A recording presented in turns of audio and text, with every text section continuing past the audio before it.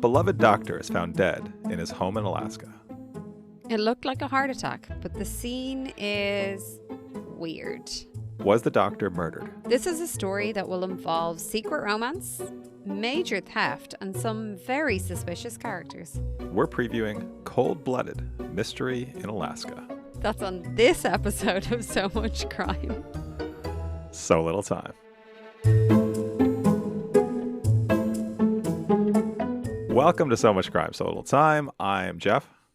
And I'm Dee, and in this episode, we'll introduce you to Cold-Blooded Mystery in Alaska from ABC Audio in 2020.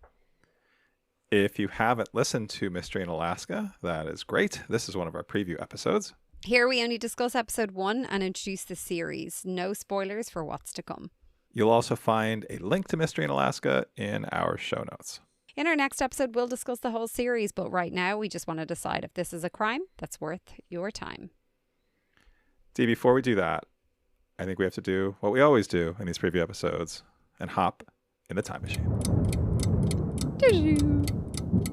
This crime happened, or at least the story begins, on March 27th, 2017 in Ketchikan, Alaska.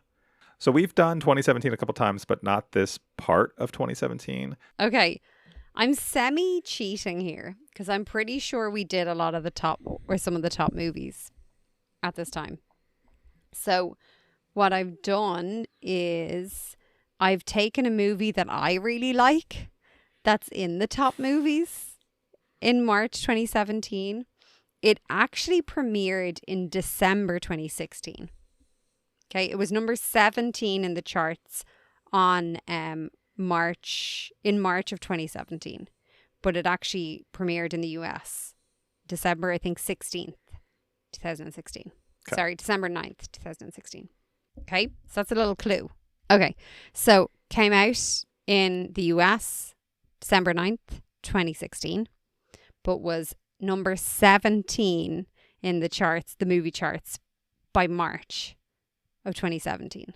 Okay? And this is a movie you saw and like. I never said that. Okay. It might be true. But I didn't personally say that. Okay. Are you ready? I'm going to give you some hints here. There's the two leads. There's a male lead and there's a female lead in this movie. So we can talk about, I want you to pick either the male or the female, and I'm going to read you some fun facts about things that happened when filming the movie. And I want to see if that'll help you figure out what movie it is. Do you want to start with the male or the female lead? Female lead. Okay.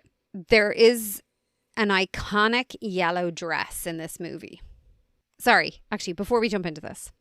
It has been regarded, this movie, as one of the best films of the 2010s and the 21st century, and as one of... Yeah, I'm not going to read the last part because that might give it away. Okay, so that it says like it's a renowned movie. Is it? Okay. Is it what? Can I guess? Yeah. Off of Yellow Dress. Is it La La Land? How did you get it off of the yellow dress? There's so an iconic iconic yellow. I've never seen the movie, but I know about the dress. No. So Emma Stone's character is Mia, and Mia's famous bright yellow dress, worn during one of the dance scenes, was initially only intended to be a practice costume for rehearsals, but Emma Stone, who I already said played Mia, loved the dress so much that she convinced the costume department to let her wear it for the actual filming. Love that. Love Emma Stone. She's great. Mm-hmm. Emma Stone had a pivotal solo song called Audition, The Fools Who Dream, and she actually performed the vocals completely live on set. Okay. Isn't that pretty cool? Yeah. Is that Ryan Gosling? Mm-hmm. Okay, you want to hear about Ryan Gosling's... Do you know any fun facts about Ryan Gosling in this movie? I don't know. I know there's a yellow dress in this movie and they dance. That's about all I know about this. I don't even know what this movie's about. It's about LA. Oh, that makes sense. Wow. Okay. Ryan Gosling's... So the studio had actually hired a professional pianist to be a hand double for the close-up shots of Ryan Gosling. Now, Ryan Gosling had been practicing the piano, but the studio were afraid that he wouldn't be like up to the task. But Gosling He practiced apparently for up to 4 hours per day in the months leading up to the filming. He learned all the jazz pieces so well that the double was actually dismissed. And his co-star, the accomplished musician John Legend, joked that he was jealous of how quickly Gosling picked up the instrument. Don't you love that Emma Stone performed the song live and he was like actually playing the piano?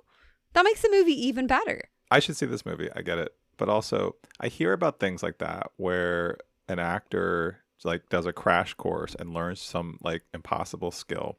I don't know how to feel about that. Like, I feel like, I don't know. That's both really impressive and kind of disheartening of like, well, this is what we could all do if we just had like a personal trainer and, you know, endless time, like concentrated time to learn something. It just sounds like you're a little bit jealous. A little bit jealous. Yeah. I would like to learn to play the piano in a couple months. I know, me too. I mean, be good at it. Like, I can semi-play it. Not good at it. Okay. I'm going to ask you, okay, to tell me how many nominations for the 70th British Academy Film Awards do you think it received and how many it won? The British something awards? British Academy Film Awards. 7. 7 what? Received? Oh, I just thought that would be one of the numbers. I don't know. Which? Let's say it. Nominated for 10, received 7 awards. Ooh. Okay. Received 11 nominations and won 5, including Best Film. Pretty It was close. close. Yeah. Pretty close. Your ratio is pretty good. Okay. And for the Golden Globes, how many did it win at the Golden Globes? I'm going to say it won 3. 7. Wow, that's a lot. That's a lot. It's a lot. It also received a record-tying number of nominations at the 89th Academy Awards. What the fuck's the difference? Golden Globes are the Oscars? And the Academy Awards are just the... The Academy Awards are the Oscars. The Golden Globes are the Golden Globes. Oh, okay, okay. And then at the Oscars, it received a record-tying number of nominations. I watched and then it this won Oscars. A certain amount. Okay. I don't keep track in my head of how many nominations each movie got, especially ones I didn't see. I'm going to guess nominations at the Oscars 9. A record-tying 14 nominations at the Oscars. Of those 14, it's so good. Of those 14, how many do you reckon it won? Wasn't this the one that they announced for Best Picture, but then that was the wrong movie? I can't remember. I remember that happening, but I don't know. And it was like really Moonlight, I think. Yeah. That's why I remember this movie. Yeah. Mm-hmm. Yeah. How many did it win? I'm going to say it was nominated for 14. I'm going to say it won 7. It won 6, including Best Director and Best Actress for Emma Stone. She is great. She is fantastic. So, yeah. Okay. That is it for me. Thank you for coming on this journey through La La Land. It's one of those movies that's on my list of movies I feel like I should see, and like I just never got around to watching because I thought, oh, it's just like Ryan Gosling dancing, but I guess I should watch it. All right, shall we travel from Los Angeles all the way up to Alaska? Direct flight or cruise? Cruise, maybe. Let's take a cruise. Cruises are mentioned. The cruises are mentioned. Mm-hmm. What else is mentioned as a notable thing about Ketchikan? Do you remember? Culturally, the home of the most totem poles. Totem poles. Yes. Totem poles. I have 5 questions for you about totem poles. Oh, fuck, Jeff. Right. Go on. It's covered extensively in Ireland, in Irish. Sure. The Irish are known for their totem poles. Mm. These are all multiple choice. Some are very easy. Is this like a Reddit review or something? Or Yelp review? That's what you usually do. No, I don't. Here. I don't have any reviews. I looked up a couple and they weren't that funny. So, okay, 5 questions. First question. Totem poles feature a variety of animals. What animal is the most common one to be featured at the top of a totem pole? Is this multiple choice? It can be. Do you want it to be? Yeah, it should be. Okay. A bear. B, an eagle. C, a leprechaun. Or D, a wolf. Okay, wolf was in my head, but then bear makes more sense. But then I think I'm going to go with wolf. Not leprechaun? Not leprechaun, no. Feel like that's a Okay. red herring. Well, you were completely wrong. It's eagle. Eagle. Oh. Yeah. Okay. What is the purpose of a totem pole? Why do they exist? A, to record important events. B, to welcome strangers to the community. C, to scare off strangers. Or D, to shame people who do dumb things. To welcome, to scare off strangers. That is correct. However, they are all actually correct. It's all of the above. Even the dumb things? Yeah, I actually read about this one in Alaska that is directed at the guy who was responsible for the Exxon Valdez oil spill. Mm. And it's basically like a reminder of like, hey, idiot, you wrecked all of this land and water and wildlife. Number 3, what unusual object was originally used to help carve totem poles in addition to things like seashells and stones? But what unusual object was also part of the carving process? A, human bones. B, beaver teeth. C, toenail clippings. D, walrus tusks. Ooh. Beaver teeth? That is correct. Is it? Yeah. I would have. It's actually kind of clever, right? It is kind of clever. That was a great guess. All right, 2 more.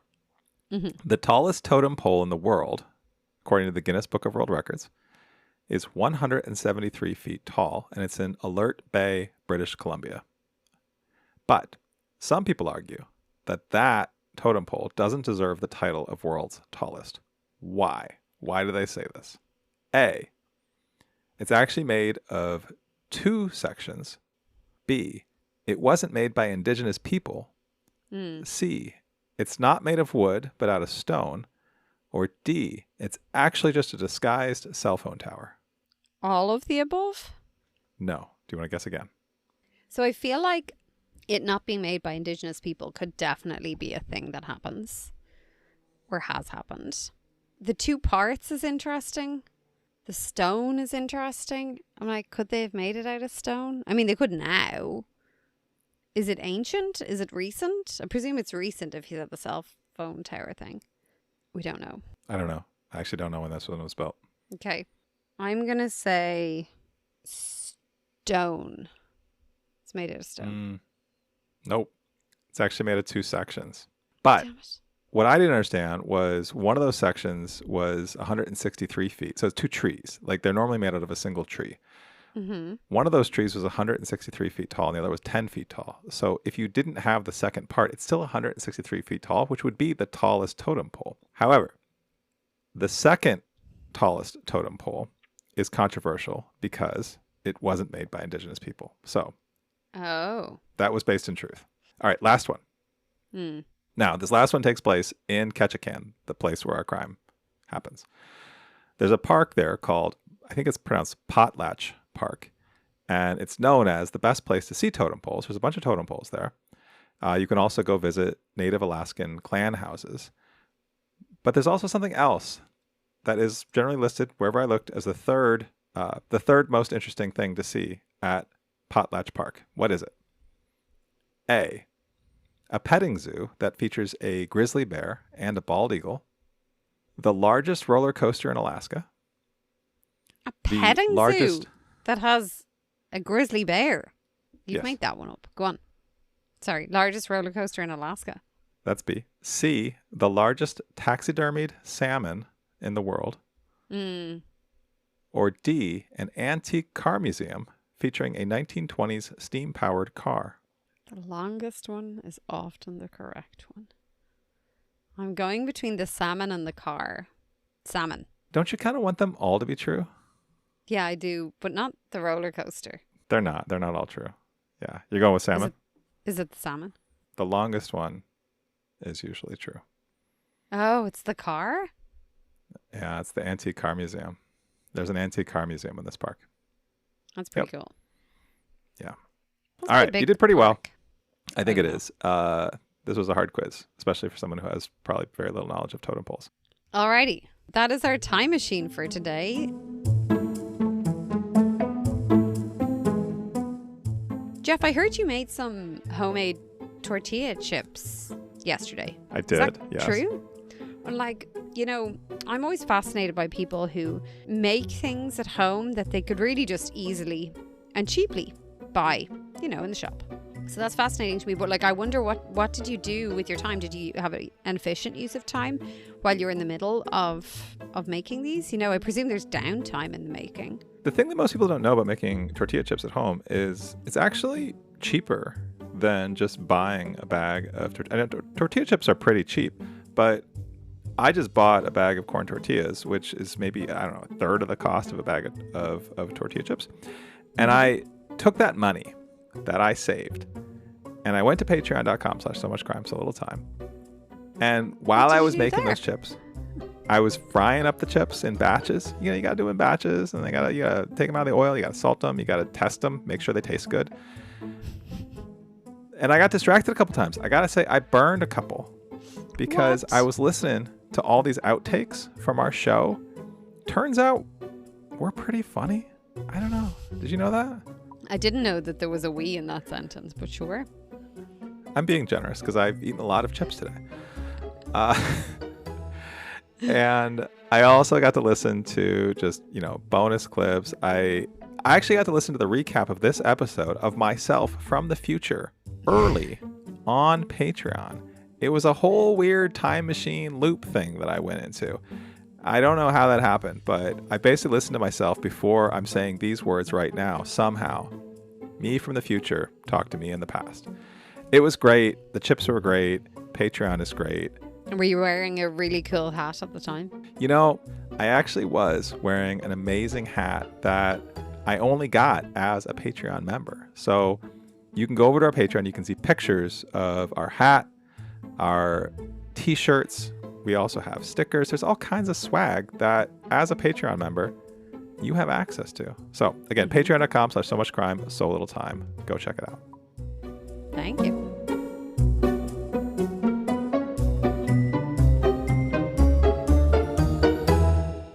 All right, Dee, let us talk about cold-blooded mystery in Alaska. So first off, this podcast was recommended to us by a past guest on the show, Chris Mancini. Woo! He was on our show earlier this year. This podcast came out in 2025. It actually just came out about, I think it started in like July and ran through maybe September. Mm-hmm. The host is a guy, Chris Connelly. And I was like, Chris Connelly, like that name is kind of generic, but his voice is vaguely familiar. And then I went and looked him up. If you're of a certain age, you know Chris Connelly. If you watched MTV anywhere pretty much during the 90s, he started actually in 1988. He was very prominent on MTV. Then he went over to ESPN, ABC. He's won 4 sports Emmys and 8 Edward R. Murrow Awards.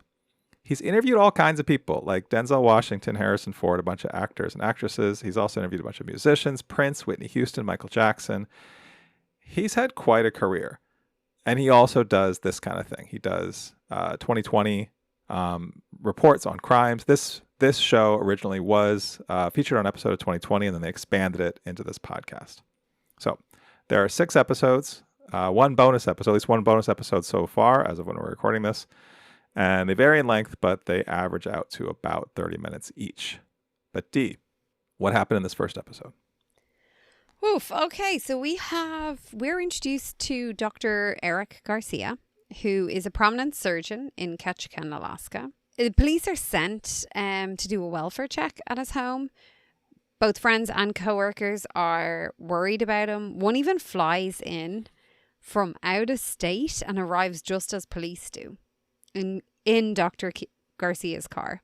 Police find the doctor dead in his home. After some backstory on Garcia and the Alaskan town, we hear about the scene. It's bonkers.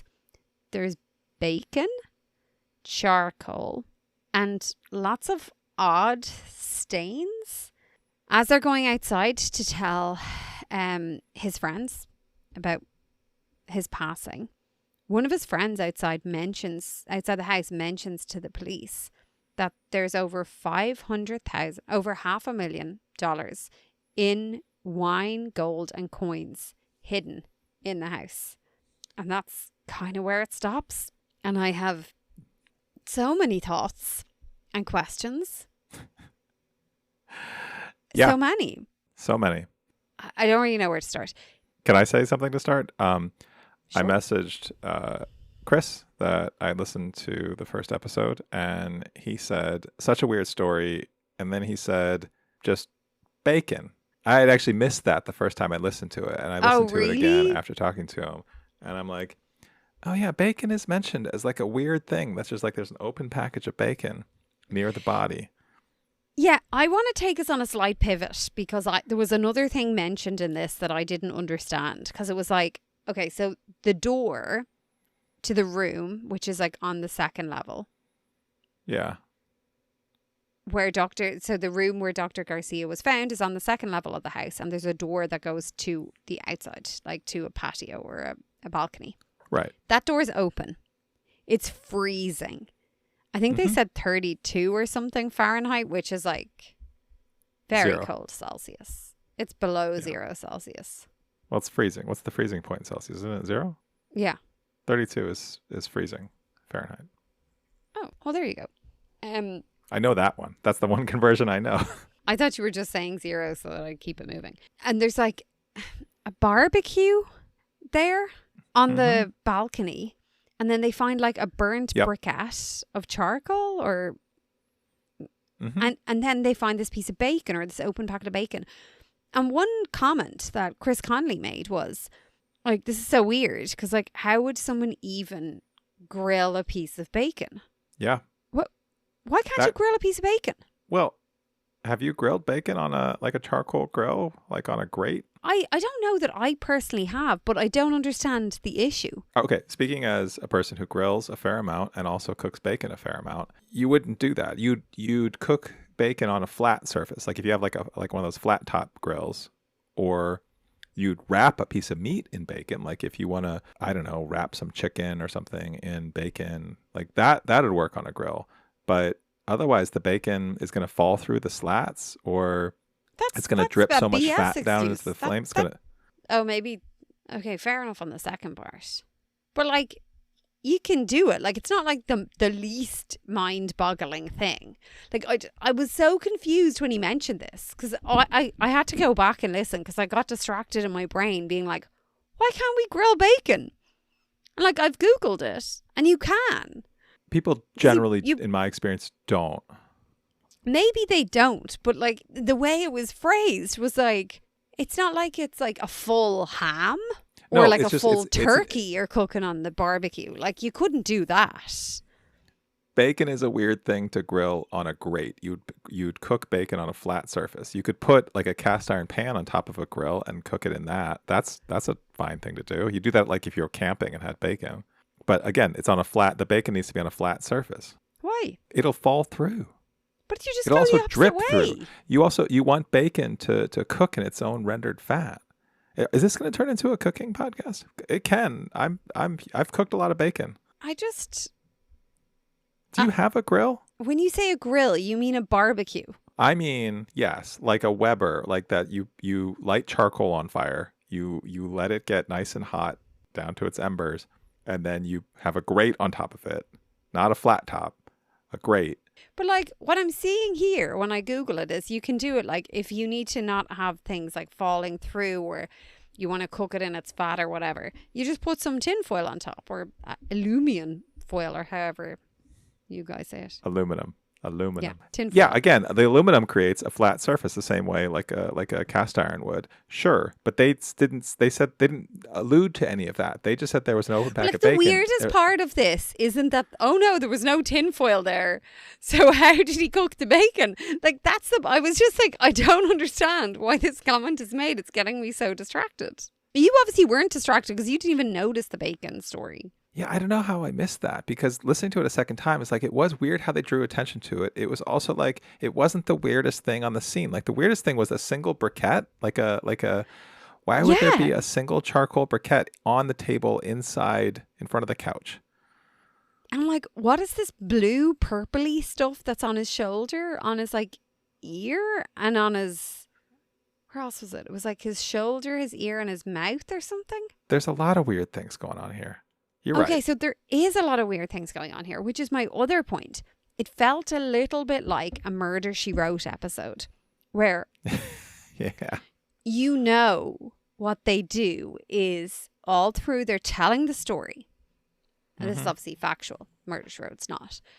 But all throughout, there's nuggets that they're telling you about, but not really drawing much attention to. Wait. And you're like, Murder She Wrote's not factual. Wait, but I was outside Jessica Fletcher's house this summer. I mean, I have a picture of me in front of the Cabot Cove sign. I should put that on our Instagram.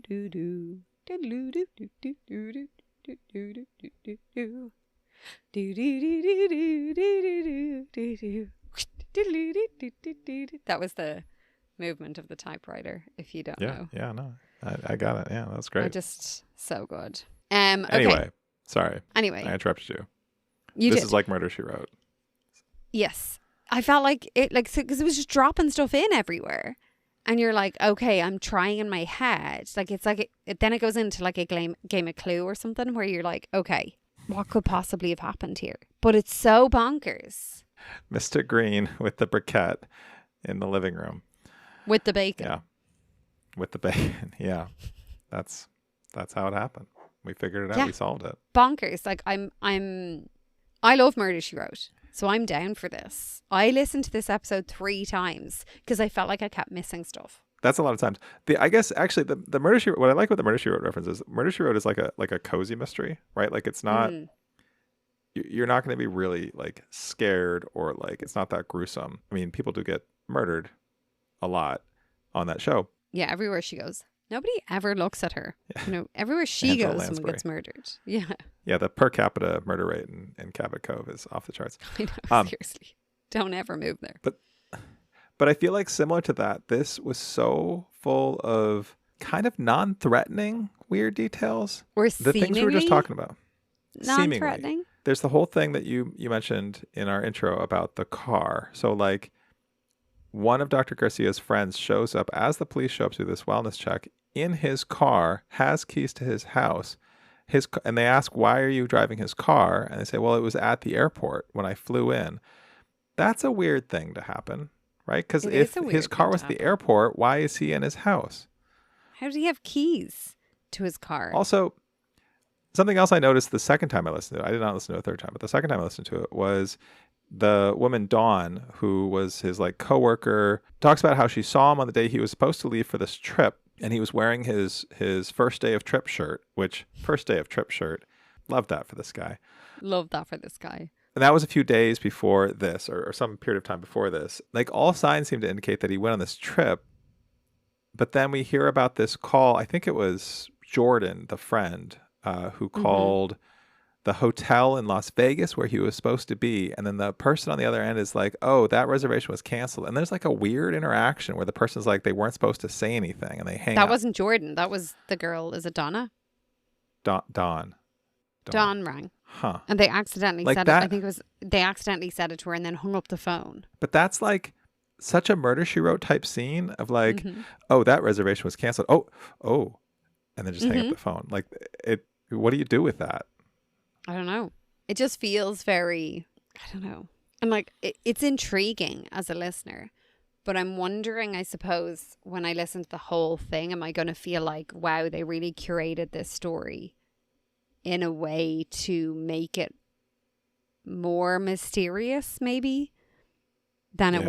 was, like focusing on those parts. What did you think of so we talked about the Murder, She Wrote element of the podcast, but what about some of the other details of just like learning about Dr. Garcia, learning about the town? How did you feel about the inclusion of those in this episode? I thought it was good scene setting. Some Yeah. of it felt a little bit episode 2-y. Like when it's like, okay, now we're going to set the scene.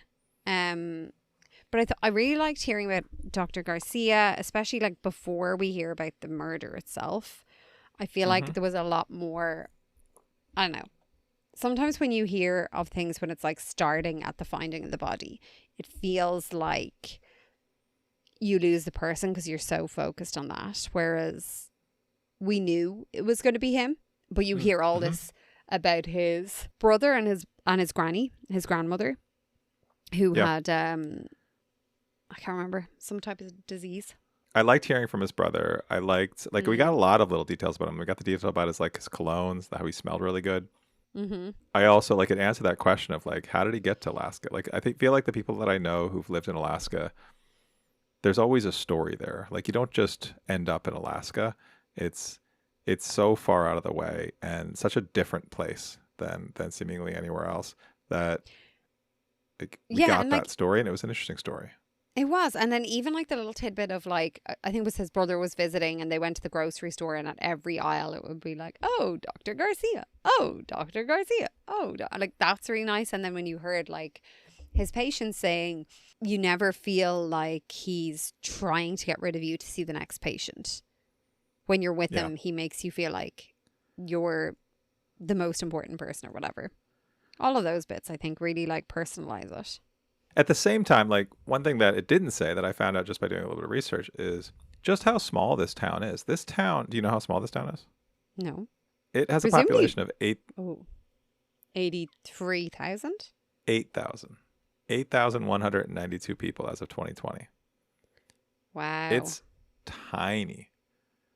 Also, the zip codes, because it's Alaska, has 2 zip codes. One is 99901 and 99950. Like, they're just like inching up against that 99999. Why do you say it has 2 zip codes? Because it's Alaska. Oh, no, I mean, because it's Alaska, it starts with the 999. Like, the zip codes, from my understanding, go from east to west. Like, in the East Coast, they are, I think, start with zeros. And then in Alaska, they start with 9s as you move west. Oh. Like, here in California, they start with 9s. Oh, interesting. I think that's how it works. Also, I'd never heard of like the bottom 48 before. Lower 48. Did they say bottom 48? No, they said lower. Lower 48. Yeah, I know it's hard for you to keep track of like how many states there are, but it's like Alaska and Hawaii were the last. They were the last 2 states, and yeah. So when they say lower 48, like obviously Alaska's north, and these are lower, but like what's the other one? Like Hawaii's just like over there. It's not more. Hawaii is the other one. We're not all good at geography, T. The more geographical way of saying it is the contiguous 48. The ones that are connected together. Yeah, they all touch each other, but Alaska and Hawaii don't touch the rest of the 48. Interesting. Contiguous. Yeah. Contiguous. It's a good word. Have you ever been to Alaska? No. It's been on the list of places I want to go to for so long. Have you been? Yeah. No, it's on our list. High on our list. I mean, I also haven't been to Hawaii, so I've only been to the contiguous 48. Lots. You're like, gotta stick together. If I can't drive there without going through Alaska, I mean, without going through Canada. I mean, I've been to Canada, so I've been up to Vancouver. I've been almost to Alaska. So you could have driven there. Yeah, I mean, Ketchikan is actually the closest town to Vancouver. Like, it's the southernmost. Whatever. I haven't been there. Right now, if one of the people we have been introduced to in episode 1 is somehow involved in either like stealing or involved in the crime that took place, because we don't know yet what that crime looks like, who's your money on? Oh, the friend who flew in, Jordan. Okay, so you think Jordan is the main suspect here? I do. I also think in Murder, She Wrote fashion, it'd be bad form if it's somebody we haven't met yet. Don't you think? Isn't that how it usually works? It would be how it usually works. Wasn't there a man and a woman leaving the house as the police arrived? No, that was a little confusing. I didn't totally understand that. I feel like there were multiple trips to the house that were described because like the police came twice, right? Like there was a first check, and then I think Dawn went out to the house, saw the door was open, but then she left. And then Officer Miller, who's I think maybe the one who came both times, he comes, and then as he's there's different people who arrive. I think they just arrive. I don't think anyone leaves. It's a little bit, that was a little hard to follow. Yeah, I couldn't understand that because I was like, they're leaving, and he said he didn't think anything of it. Oh, and that's when the guy Jordan was there because it was in his car. Mm-hmm. Yeah. So that maybe they're arriving. Wait, who's your guess? What do you think? I don't know.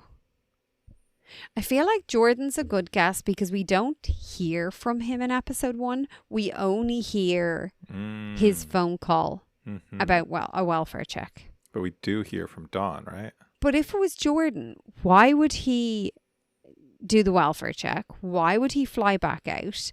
Why would he drive that car to the house? Maybe that's his cover story. That feels... What though? Maybe it's not him. Who was the other person? Who was the person who said there was all the like gold and stuff? We don't know. That's someone who arrived while the police were inside. That was also bonkers. Because even if it's that person, why would they say that? Yeah, why would you tell the police that? Why don't you just go get it yourself? Yeah. I don't understand. And who was cooking bacon? With charcoal. And why? I guess we're going to have to keep listening to find out. Also, the other thing, you know, when they're like, and then they raised his hand. You know that part? Mm-hmm. And I was like, oh my God, what's going to be under his hand? Yeah.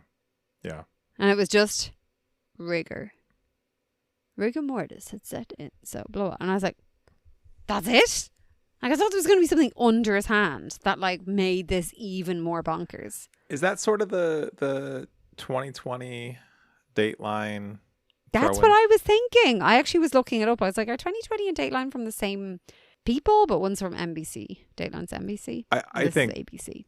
Dateline is the slightly trashier NBC version of ABC's 2020. I think 2020 is a kind of trashy show, and Dateline is a pretty trashy show. That's my assessment, having not watched either show in a long, long time. But I have definitely seen a lot of episodes. Are you excited to keep listening? You're apprehensive, aren't you? No, I'm really excited to keep listening. Okay. I'm apprehensive. I think hearing about Dr. Garcia's life is very interesting, and I feel like the murder is going to have, like, obviously an interesting twist to it. As I said, I'm a little bit unsure of how I will feel about this once it's all played out. Like, will I feel like it's too dramatic? I don't know if I'll be into that. Yeah, I kind of feel the same. This is an interesting story. This is, it's a place we've never really talked about before. It seems like it has some elements of things that we haven't really touched on before, but it also has sort of that style of show that I think sometimes we don't always love. Avoid. Yeah. All right. Well, I guess we'll keep listening. We'll report back in the recap. Yeah. Amazing.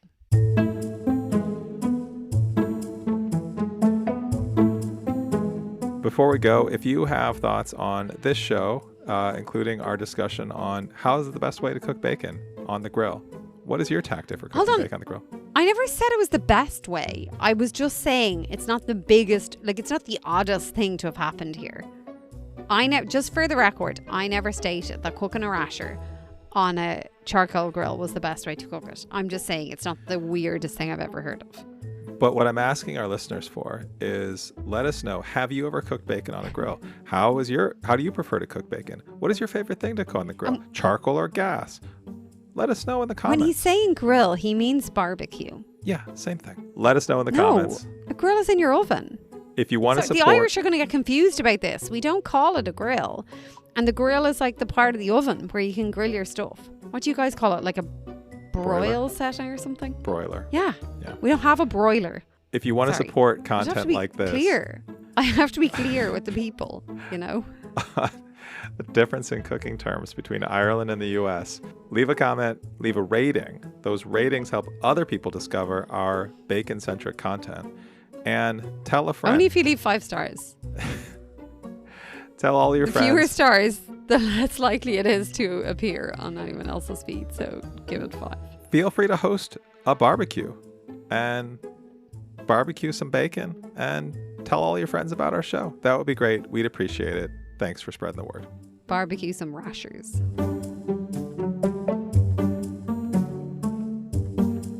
Next time. That might have been my favorite part of the whole record.